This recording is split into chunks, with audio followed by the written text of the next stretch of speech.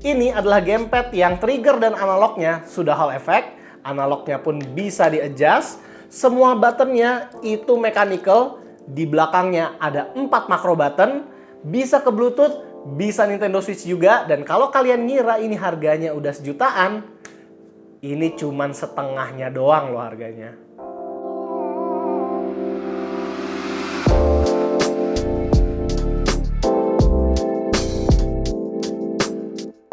Karena saat kita syuting, boxnya udah nggak tahu kemana, jadi kita kasih lihat aja kelengkapannya. Kita tuh cuma dapet controllernya dengan receiver yang desainnya itu nggak berbeda dengan model X05. Desain controllernya pun pada awalnya gue kurang demen karena ada RGB-nya di sisi kiri kanan. Dan apa ya, kelihatan kayak banyak tombol aja gitu.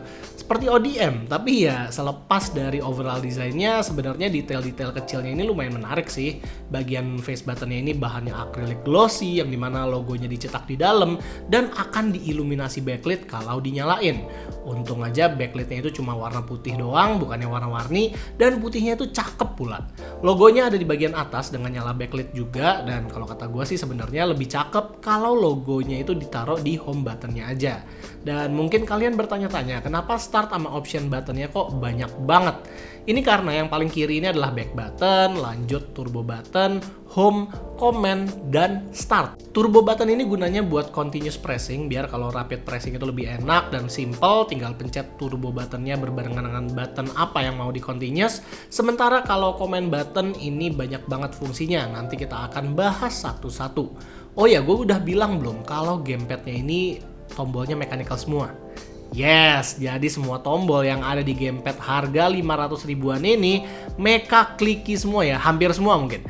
Mulai dari face buttonnya, D-pad, bumper, sampai ke stopper triggernya juga clicky semua.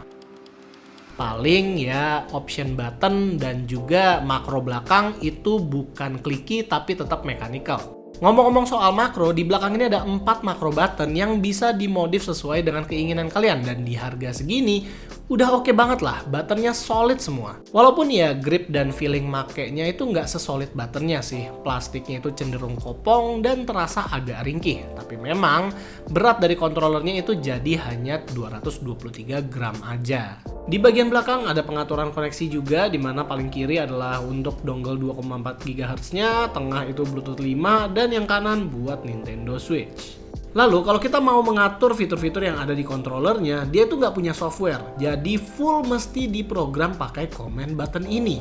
Jadi kalau mau ngatur RGB-nya mesti pencet C dengan R3 buat ganti-ganti efek, sementara C dengan L3 buat ganti brightness. Vibration-nya pun bisa di-adjust juga sensitivity-nya, pakai C ditambah naikin atau nurunin analog kanan.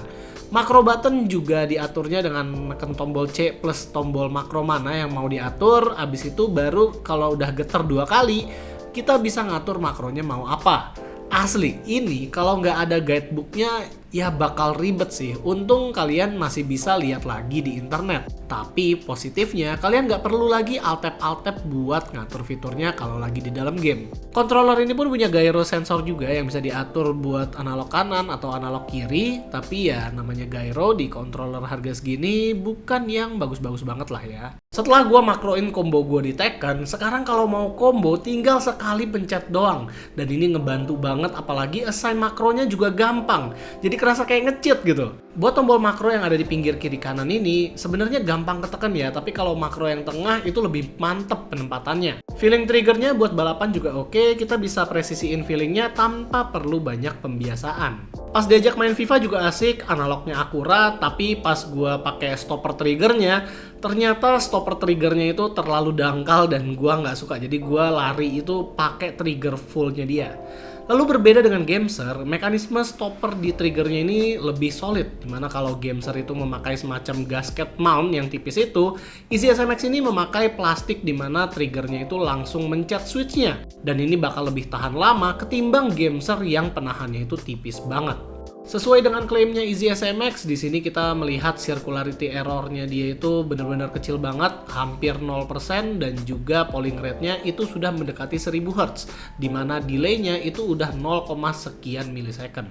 Battery life yang gue dapat saat memakai dongle 2,4 GHz-nya itu sekitar 4 harian, dimana sehari itu gue bisa main FIFA sekitar 3 jam, berarti total ya sekitar 12 jam. Tapi itu tanpa RGB ya, kalau pakai RGB bisa jadi lebih singkat. Nah, tapi kalau kalian mainnya di Nintendo Switch karena dia polling rate-nya nggak setinggi itu, mungkin bisa malah lebih lama. Terakhir, kalau kalian bongkar gamepad ini, ya di sini kita melihat PCB-nya berwarna putih, ngikutin warna gamepadnya. Ini hanya nice touch aja, yang mungkin nggak bisa dilihat semua usernya dia. Jadi kalau kita recap kelebihan dan kekurangannya, buat kelebihannya dulu, dia di harganya ini adalah gamepad yang paling banyak fitur di harga 500 ribuan. Ada gyro, bisa ke Nintendo Switch, analognya juga bisa dicopot-copot, walaupun gue sendiri lebih suka analog yang pas lagi pendek ya. Terus buttonnya itu solid coy, mechanical semua pula. Nah cuman buat pemrogramannya itu balik lagi subjektif. Ada orang yang suka ngaturnya itu lewat software seperti gua. Ada juga yang orang yang suka ya dia tanpa alt tab dia langsung ngatur-ngatur aja gitu. Dia mau ngatur makro, dia mau ngatur vibration, dia mau ngatur apa itu, tinggal apalin key yang tadi aja. Cuman ya balik lagi, itu ada orang yang suka, ada yang enggak.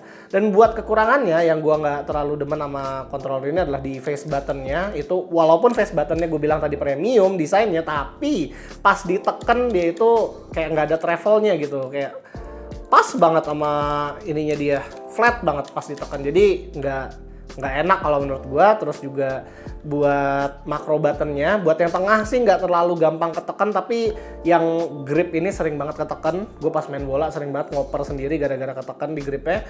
Dan ya sama beratnya sih, menurut gue ini beratnya tuh terlalu enteng, jadinya kayak kopong aja gitu. Tapi balik lagi, kalau kata gue buat controller itu kalian harus megang dulu sih, ngerasain, baru bisa decide buat beli yang mana.